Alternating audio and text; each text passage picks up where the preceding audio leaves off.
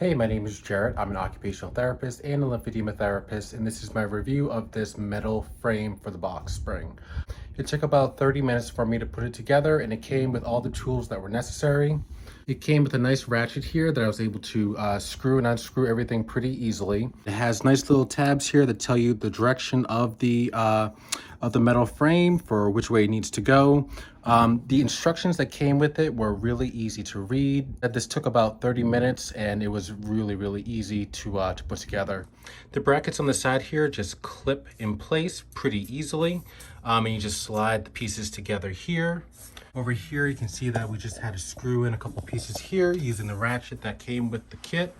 So we're just going to put this on this metal frame that we have already, and I'll put the box spring right on top. And here we go. It looks like it's going to fit pretty well for this bed frame.